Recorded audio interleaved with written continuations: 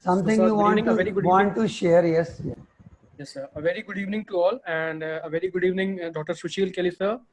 We, on behalf of JB Chemicals, sir, thank you for giving us this initiative for conducting a academic program during this COVID era on digital platform. And I request Sir Sushil Kelly, sir, to now please proceed, sir. Right.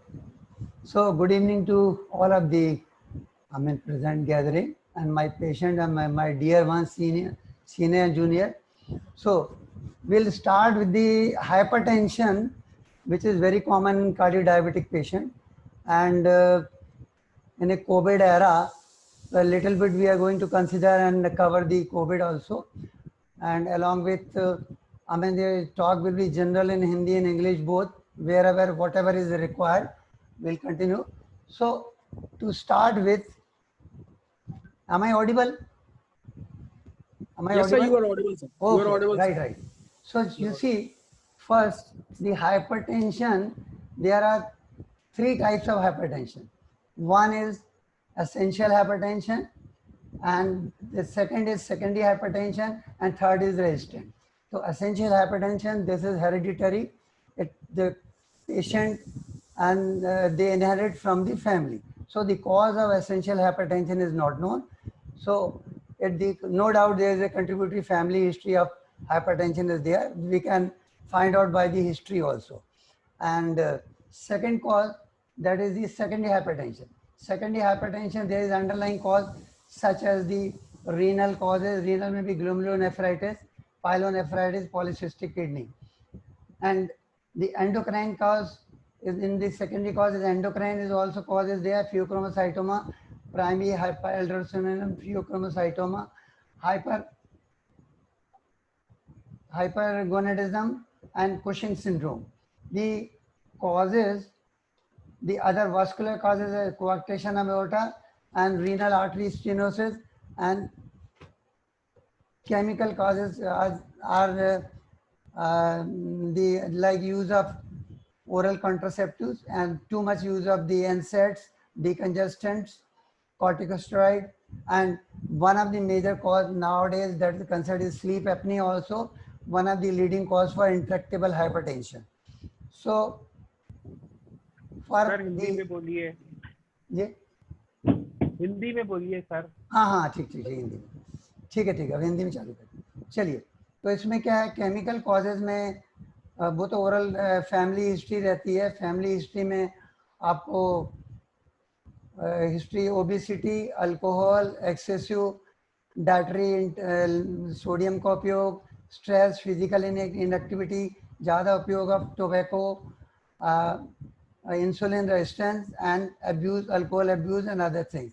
Diagnostic test में हम ECG करते हैं और rhythm वगैरह देख लें, blood test, अपना sonography and all the potassium, sodium, calcium, lipid profile, thyroid and all the required blood tests we do to rule out the underlying cause. Then उसके बाद रेजिस्टेंस हाइपरटेंशन जो है, resistance hypertension remains above goal in spite of, मतलब इन सब के इलाज करने के बावजूद भी जो रेजिस्टेंट है, मतलब जो इजीली कंट्रोल नहीं होता है, तो उसकी कॉजेज अलग हैं. उन केसेस में जिनमें हम यानी 3 ड्रग देने के बाद, डायरेक्टिक देने के बाद नहीं ठीक होता है, तो सेकेंडरी कॉजेज में भी हमारे को ड्रग ट्रीटमेंट को मैनिपुलेट या चेंज करना पड़ता है. तो रेजिस्टेंट कॉज में लाइन ऑफ ट्रीटमेंट डिफरेंट रहता है, उसके लिए अंडरलाइंग कॉज ढूंढने की कोशिश करते हैं और उसको अकॉर्डिंगली हम ट्रीट करते हैं. तो नॉर्मली ब्लड प्रेशर जो JNC 8 के द्वारा वो 60/150/90 एंड बिलो 60/140/90.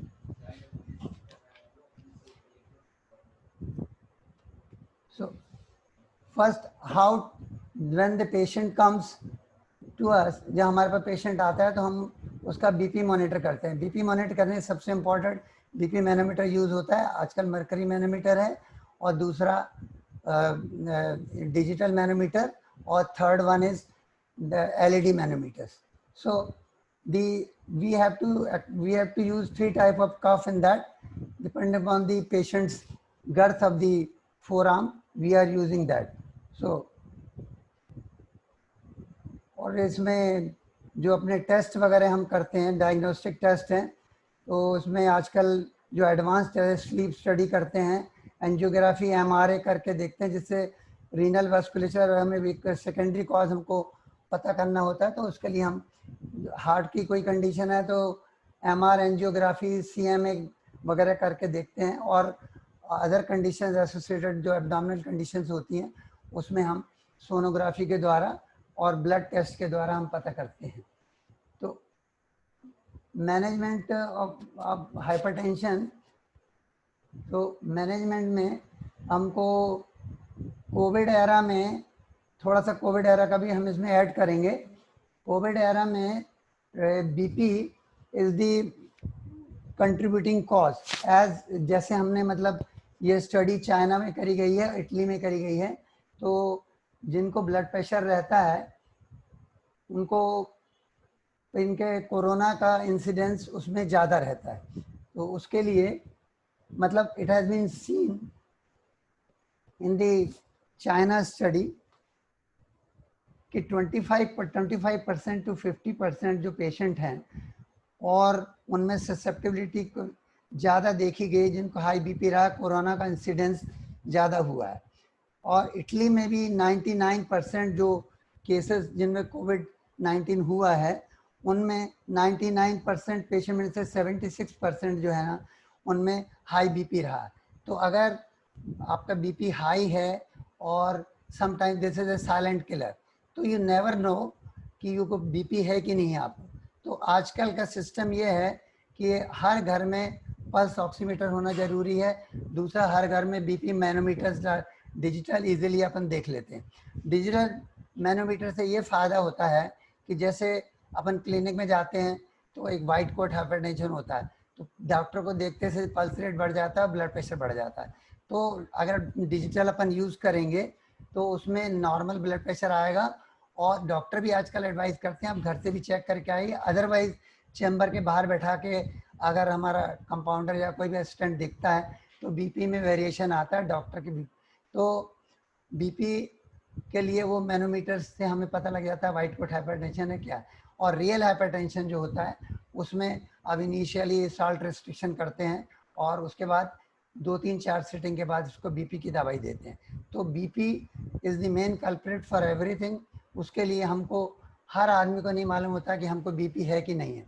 अगर कोविड पीरियड में उनके पास घर में मैनोमीटर है तो वो उससे देखेंगे और डॉक्टर को कंसल्ट करेंगे, और उससे इंसिडेंस अगर बीपी निकलता है, अगर दवाई वो कोई भी आवश्यक, जो भी दवाई की आवश्यकता है वो दवाई डॉक्टर के द्वारा कंसल्ट करके वो दवाई लेंगे तो इंसिडेंस कम होगा। ठीक, अच्छा।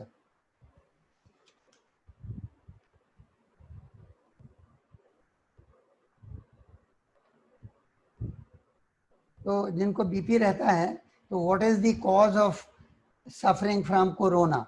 दी बीपी कॉज से क्या होता है, ब्लड प्रेशर डिक्रीज होता है, I mean the blood supply decrease होती है, और उससे इम्यून मैकेनिज्म सफ़र करता है, इससे आपकी इम्यूनिटी डाउन होती है, उससे इंसिडेंस कोरोना की बढ़ जाती है।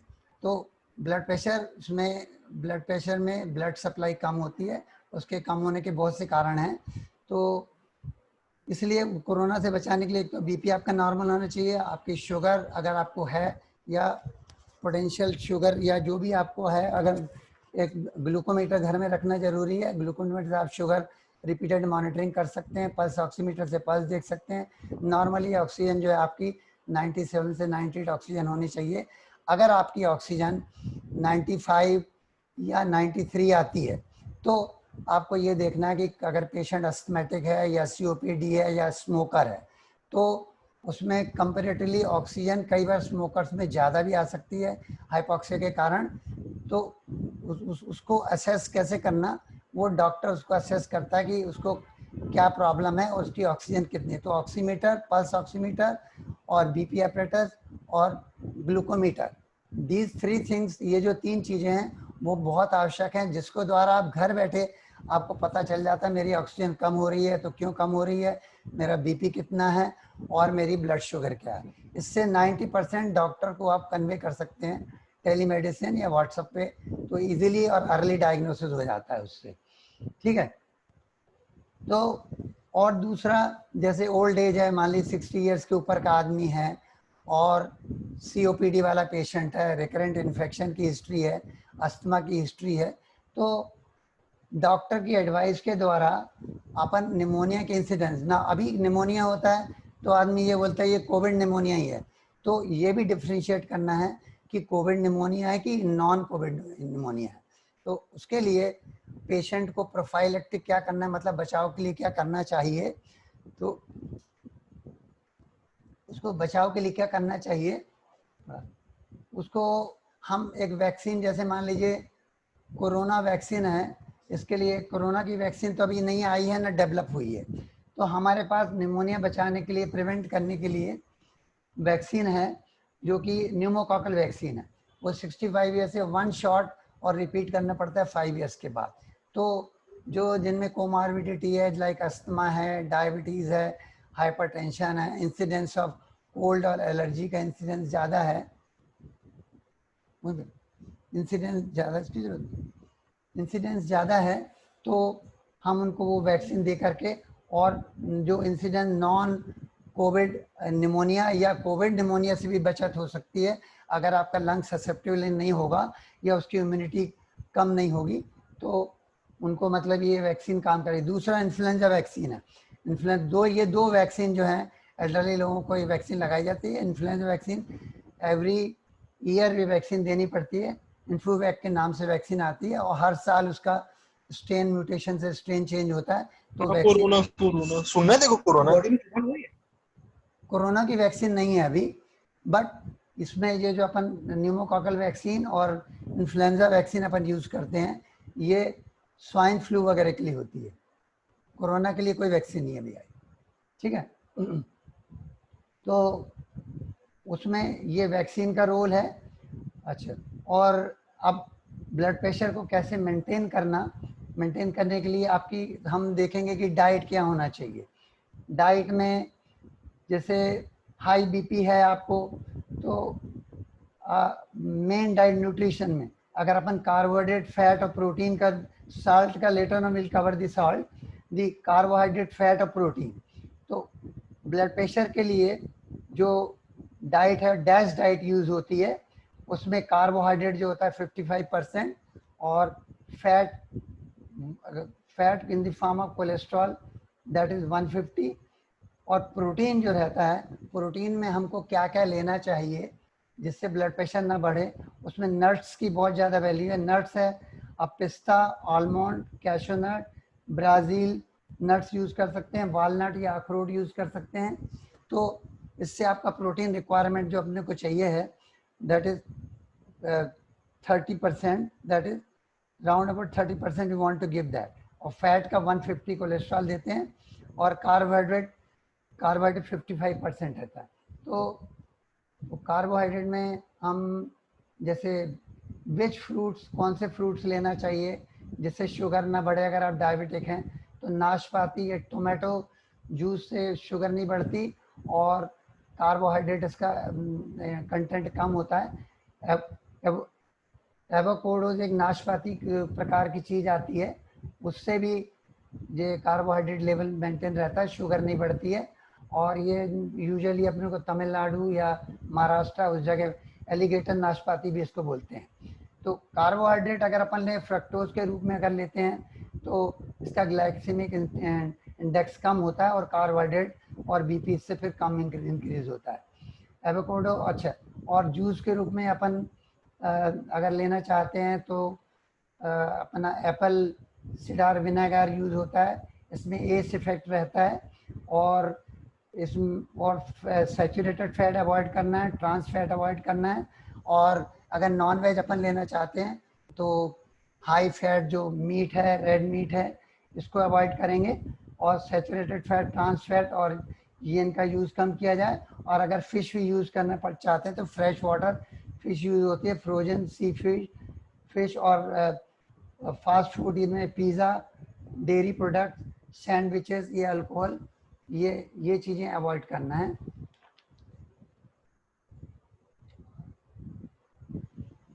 बाकी lemon juice is good and ये चाइना सीड्स का भी आता है कोई, वो भी ठीक है। और फैट भी, fatty non fatty milk is also good. तो how to treat blood pressure? Blood pressure को ट्रीट करने के लिए इसमें अपन को सबसे पहले ये देखना होता है कि कोविड पीरियड में ना जो स्ट्रेस फैक्टर है, स्ट्रेस कैसे बढ़ती है और स्ट्रेस को कैसे कम करना। तो स्ट्रेस से एक तो आपका बीपी बढ़ेगा, दूसरा आपकी ब्लड शुगर बढ़ेगी, कोलेस्ट्रॉल बढ़ेगा, कॉर्टिसोल लेवल बढ़ेगा, रिस्क फैक्टर जैसे हार्ट डिजीज बढ़ेगी, हार्ट रेट बढ़ेगा। और अगर अपन कैफीन या एनसेड्स वगैरह लेते हैं उससे भी आपका ब्लड प्रेशर बढ़ता है, ये भी ध्यान में रखना है। तो स्ट्रेस कैसे बढ़ती है, स्ट्रेस कैसे प्रोड्यूस होती है? स्ट्रेस में क्या होता है, वैसे ही आज कोविड पीरियड में सिंपैथेटिक एक्टिविटी ज़्यादा है, उससे कैटेकोलामीन जो होते हैं उसको हम एड्रेनल से रिलीज होते हैं और अपने कैटेकोलामीन एड्रेनलिन नॉन एड्रेनलिन रिलीज होता है, जिससे ब्लड प्रेशर बढ़ता है, स्ट्रेस बढ़ती है, शुगर बढ़ता है, सारी चीज़ें उससे बढ़ती हैं। तो स्ट्रेस कम करने के लिए वो जो हमने डाइट, फैट, प्रोटीन, कार्बोहाइड्रेट क्या लेना और हाइपरटेंशन में क्या चीज़ें खाना चाहिए। और मैकेनिज्म में blood pressure, white coat hypertension का हमने बताया। और दूसरा एक मास्क हाइपरटेंशन होता है। मास्क हाइपरटेंशन क्या होता है कि जिस समय डॉक्टर के यहाँ पेशेंट आता है तो उस समय उसका बीपी नॉर्मल रहता है, लेकिन जब वो घर जाता है बीपी बढ़ जाता है। तो circumstantial evidence and consumption of the underlying factor जो है, कंजम्पशन ऑफ टोबैको, अल्कोहल और सर्कमस्टेंशियल जो घर का एनवायरनमेंट है उसके अनुसार वो बीपी बढ़ता है। तो वो मास हाइपरटेंशन भी जो है अगर नॉर्मल डॉक्टर के चैम्बर में आता है तो दे रिक्वायर, उनको सिर्फ उनका साल्ट रिस्ट्रिक्ट करना है और उनकी लाइफस्टाइल चेंज करना है, फैट वगैरह सब चीज़ें उनको हम गाइड करेंगे उसके लिए। तो आजकल क्या है कि अगर ब्लड प्रेशर नहीं डायग्नोज हो रहा, पेशेंट में कंट्रीब्यूटिव फैक्टर्स हैं, जैसे मान लीजिए उसका मास्क हाइपरटेंशन है या वाइट कोट हाइपरटेंशन है, तो वाइट कोट हाइपरटेंशन में कब दवाई चालू करना और मास्क हाइपरटेंशन में कब चालू करना, उसमें हम पेशेंट का ईसीजी लेते हैं, उसका लिपिड देखते हैं, उसका कोलेस्ट्रॉल देखेंगे, उसका ब्लड प्रेशर देखेंगे और उसका किडनी स्टेटस, हार्ट स्टेटस और उसको थायराइड या दूसरे कोमॉर्बिडिटीज अगर उसको हैं, शुगर है, तो फिर हम उसके अकॉर्डिंगली उसमें साल्ट रिस्ट्रिक्शन के बाद हम ब्लड प्रेशर की दवाई चालू करना चाहेंगे। कोविड पीरियड में ब्लड प्रेशर के लिए हम एस और AR भी हम लोग यूज़ करते हैं। तो एस और AR भी क्या है, ACE2 रिसेप्टर्स पे ये मतलब काम करती है। तो AR भी तो उसके बेनिफिशियल इफेक्ट है।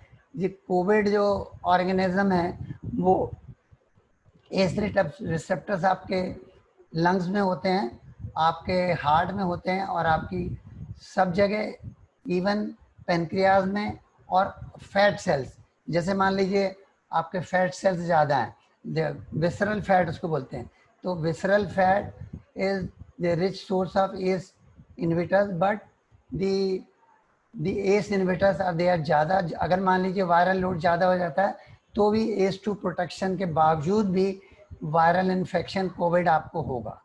और कोविड में एक चीज़ देखी गई है कि फीमेल ईस्ट्रोजन, कोविड को लेडीज़ में ईस्ट्रोजन एक प्रिवेंटिव रोल है उसका नहीं मालूम है क्या कॉज है, और एंड्रोजन जो है ना वो प्रीडिस्पोज करता है। और कोविड में हाइपरटेंशन, अंडरलाइंग फैक्टर वो तो हैं, लेकिन कोविड में क्या होता है, जो पेनक्रियास की जो आइलेट्स हैं जहाँ से बीटा सेल्स का फंक्शन होता है, तो इवन बीटा सेल भी प्री डायबिटिक, जैसे मान लीजिए बॉर्डर लाइन डायबिटिक है, तो ये देखा गया है कि कोविड पीरियड में वो डायबिटीज़ प्रेसिपिटेट हो गई है। तो उसको प्रेसिपिटेटेड जो डायबिटीज़ होता है उसमें कौन सी ब्लड प्रेशर की दवाई देना, कौन सी लिपिड की दवाई देना और कौन सी शुगर की दवाई देना, क्योंकि अगर कोविड में हाइपोटेंशन या हाइपोग्लाइसीमिया होता है तो मॉर्टेलिटी और निमोनिया बढ़ जाता है। तो उन पेशेंट्स में हम इस चीज़ का खास ध्यान रखते हैं। और अभी ये नहीं पता है कि जो जिनकी डायबिटीज प्रेसिपिटेट हुई है, क्योंकि ऑलरेडी जो प्री डायबिटिक हैं उनमें 50% में कभी भी डायबिटीज़ स्ट्रेस के कारण भी प्रेसिपिटेट होती है। ये स्ट्रेस के कारण प्रेसिपिटेट हुई है या कोविड की स्ट्रेस के कारण प्रेसिपिटेट है, nobody knows. So we have to be careful about that also. तो 3 जो चीज़ें हमने बताया, अगर आपके घर में हैं तो आप अर्ली डायबिटीज़ का डिटेक्शन, ब्लड प्रेशर का डिटेक्शन और शुगर को आप मैनेज कर सकते हो, और उसमें डॉक्टर आपकी सहायता कर सकता है। तो दीज आर दी फैक्टर्स जिसमें कोविड का प्रीपोंडेंस जो है ना, मतलब उसका ज़्यादा इफेक्ट उसमें आता है। तो कोविड पीरियड में ये मतलब ये वाइटल चीज़ है। और जो है जैसे कोविड में हम लोग कैसे इस समय कोविड मैनेज कर रहे हैं, हैप्पी हाइपोक्सिया होता है, मतलब पेशेंट को नहीं मालूम है कि उसका ऑक्सीजन लेवल जो है वो 94 या 93 है। हमारे पास आता है, हम देखते हैं उसका वो कम आ रहा है, मीन्स हम उसको बोलते हैं कि भाई आप आपके बाकी ब्लड टेस्ट कराए। ब्लड टेस्ट में जैसे सीबीसी, सीआरपी और डी डाइमर करा लेते हैं, और एलडीएच करा के देखते हैं उसका, और एसजीओटी, एसजीपीटी, ये सारी चीज़ें, और फेरेटिन भी कराते हैं। तो ये इन्फ्लेमेटरी मार्कर्स हैं। इन्फ्लेमेटरी मार्कर्स के द्वारा और चेस्ट एक्सरे के द्वारा हम इजीली उसको डायग्नोज कर लेते हैं, और डायग्नोज करके प्रोफाइलेक्टिक का फिर कोई रोल नहीं रह जाता। तो इस समय हमारे पास जो ड्रग्स हैं, जैसे फेविप्रिविर आ गई, रेमडेसिविर आ गई, ये ड्रग्स काम कर रही हैं। इनिशियली जब पेशेंट हमारे पास आते हैं, थोड़ा सा सीआरपी बढ़ता है और स्मॉल पैच आता है, तो हम लोग उसको फेविप्रिविर की दवाई चालू कर देते हैं, 9 गोली सुबह शाम, और दूसरे दिन से 4 गोली सुबह शाम 7 दिन तक देते हैं, या डिपेंड करता है पेशेंट को, अगर ज़्यादा देनी होती है तो उसको ज़्यादा देते हैं। अच्छा, उसके बाद और एसोसिएटेड ड्रग्स जैसे अपना आइवरमेक्टिन वगैरह, वो भी आजकल प्रोफाइलेक्टिकल यूज़ करती है, वो पेशेंट को पहले हम दे देते हैं। अलॉन्ग विद दैट हम लोग एजिथ्रोमाइसिन, लिवोफ्लॉक्सासिन का यूज़ करते हैं, क्योंकि इंडियन पेशेंट्स में वायरल लोड या वायरल निमोनिया तो है, उसके साथ ही बैक्टीरियल निमोनिया होता है। तो बैक्टीरियल निमोनिया के लिए हम अपना एजिथ्रोमाइसिन, इससे पेशेंट को कवर देते हैं। और हॉस्पिटल में तो दूसरा सेटअप होता है पेरेंटल ड्रग्स का, बट हमारे पेशेंट मिडिल क्लास पेशेंट हैं, उनको हम सिर्फ एक्सरे से डायग्नोज कर लेते हैं, और हमें सपोर्टिंग कुछ चाहिए होता है तो वो हम अपने जो इनिशियल सस्ते टेस्ट हैं, सीवीसी हो गया, सीवीसी, उसमें क्या होता है कि हम लोग सीवीसी में अपना लिम्फोसाइट और न्यूट्रोफिल का रेशो देख लेते हैं। अगर रेशो उसका ज़्यादा आ रहा है 5.5 से, तो वो डेफिनेट कोविड वाला पेशेंट है। तो मेन टेस्ट जैसे मान लीजिए आरटीपीसीआर कराना है, वो ठीक है, पर मिडिल क्लास में हम by virtue of the normal test जो हमारे एक्सरे है, ब्लड टेस्ट है, इनके द्वारा हम 99% और पेशेंट की सिम्टोमेटोलॉजी के द्वारा उसको हम डायग्नोज करते हैं और उसको हम ट्रीट करते हैं। और हमने देखा है जो निमोनिया आता है शुरू के 5-7 दिन में, जब 7 दिन बाद उसका एक्सरे करा के देखते हैं, वो निमोनिया उसका क्योर हो जाता है। और हमारे पास कम से कम 100 से ज़्यादा भी पेशेंट हैं जो हॉस्पिटलाइज होना चाहिए था, लेकिन उनको हमने ऑक्सीजन उसका लेवल उनसे मॉनिटर कराया, और नेक्स्ट डे से ही ऑक्सीजन लेवल उनका 95 से 97, 98 हो गया, और उससे हम इनकरेज हुए और हम हॉस्पिटलाइज न करके, जो केसेस हॉस्पिटलाइज होते हैं वहाँ पर पेरेंट्रल दवाइयाँ दी जाती है, इंसुलिन, शॉर्ट एक्टिंग इंसुलिन दी जाती है, और रेमडेसिविर एक ड्रग ऑफ चॉइस अभी ड्रग आई है, तो वो ड्रग वो लोग आईवी यूज़ करते हैं। पहले दिन 200 mg देते हैं आईवी, फिर 100 mg 5 दिन दे के, मतलब उसका कोर्स पूरा हो जाता है। उसके बाद भी ये लोग कवरेज बेटर करने के लिए फेविप्रिविर ड्रग यूज़ करते हैं। तो फेविप्रिविर ड्रग में और इन सब दवाइयों के साइड इफ़ेक्ट होते हैं। साइड इफ़ेक्ट जैसे यूरिक एसिड बढ़ जाता है और लीवर पैरामीटर्स बढ़ जाते हैं, तो हम उसको शॉर्ट कोर्स में यूज़ करके वो पेशेंट को रीमॉनिटर एक्सरे के द्वारा, ब्लड पिक्चर के द्वारा, जिनको हॉस्पिटलाइज करना होता है, जिनका बढ़ता है, तो उसका हम आरटीपीसीआर कर देते हैं। आरटीपीसीआर में क्या होता है कि अगर मान लीजिए पेशेंट के सारे पैरामीटर नॉर्मल हैं और उसको आरटीपीसीआर पॉजिटिव आता है, तो उसको हम हेल्दी कैरियर के रूप में लेते हैं, और हेल्दी कैरियर का वायरल लोड बहुत ज़्यादा रहता है, तो उससे हम सब फैमिली मेम्बर्स को बोलते हैं उनको आप उनसे सेपरेट करो और हर मेंबर जो उसके टच में है उन मेंबर को अलग अलग रूम में करते हैं, क्योंकि उसमें पेशेंट की ससेप्टिबिलिटी किस पेशेंट की कैसी है, जिसको सर्दी रहती है, कोमार्बिड कंडीशन है, बीपी है, तो किसी को अस्थमा है, तो किसी को और कोई किडनी प्रॉब्लम है, तो इसलिए सबको अलग अलग depending upon the age and the comorbidity उनको अलग अलग हम लोग करते हैं। और इस पेशेंट को हम पॉजिटिव होने के बाद अगर हेल्दी कैरियर है तो हम घर पे ही उसको ट्रीट कर लेते हैं, या एडमिट करने की ज़रूरत होती है तो फिर हम उसको एडमिट कराते हैं और वहाँ पर वो लोग कंफर्म करते हैं सीटी से। तो सीटी की कॉस्ट इतनी ज़्यादा रहती है और वो लोग रिपीट सीटी भी कराते हैं। तो सीटी से क्या फ़ायदा है? सीटी से only the report given by the super specialist doctors and by the X-ray people and the patient जिनके पास कोमॉर्बिडिटी ज़्यादा है, लाइक किडनी डैमेज है, कार्डियक प्रॉब्लम है, तो उनमें जो दवाइयाँ आवश्यक है वो हम पहले से ही चालू कर देते हैं। अगर डी डाइमर वगैरह बढ़ के आता है तो हम उसको उसमें मतलब कोएगुलोपैथी के चांसेस होते हैं, तो हम लोग एस्पिरिन के साथ या एस्पिरिन के बिना क्लोपिडोग्रिल दे के उसका प्लेटलेट देख के हम लोग वो काम करते हैं, ताकि सीटी वगैरह की कॉस्ट में और आरटीपीसीआर की कॉस्ट में पेशेंट का ट्रीटमेंट यहाँ हमारे यहाँ हो जाते हैं और रिजल्ट्स बहुत अच्छे हैं। अभी तक कोई मॉर्टेलिटी नहीं हुई है। And we are very cautious, we make the patient to उनको परचेज करने के लिए बोलते हैं, ऑक्सीमीटर बोलते हैं, सब चीज़ें बोलते हैं। तो उससे हम यानी करीब हमने अभी 100 पेशेंट लिए हैं अभी रिसेंटली 1 महीने में ही, और हम उनको आराम से ऑनलाइन उनका काम करते हैं। हर आदमी दवाई ले रहा है, सब कुछ ले रहा है, जब हमको कंसल्ट करता है हम प्रॉपर डायग्नोस करके और उसका स्टेटस देख के उसको हम ट्रीट करते हैं। तो कोविड में ये प्रिकॉशन है और ये कोविड का लाइन अप ट्रीटमेंट है। जो उसके साइड इफ़ेक्ट होने लगते हैं तो हम पेशेंट को बताते हैं आपको ड्रग बंद करना है, अब ड्रग नहीं लेना है।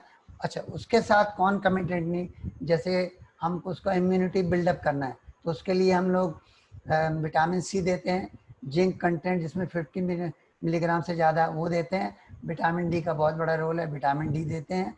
और जहाँ पर पेशेंट को क्लोनाजिपाम या दूसरी दवाई चाहिए होती है, अगर स्ट्रेस ज़्यादा है तो उसकी स्ट्रेस को किस प्रकार से स्ट्रेस कम करना वो भी हम आगे बताएंगे, किस प्रकार से स्ट्रेस कम करना है वो हम उसकी हेल्प करते हैं।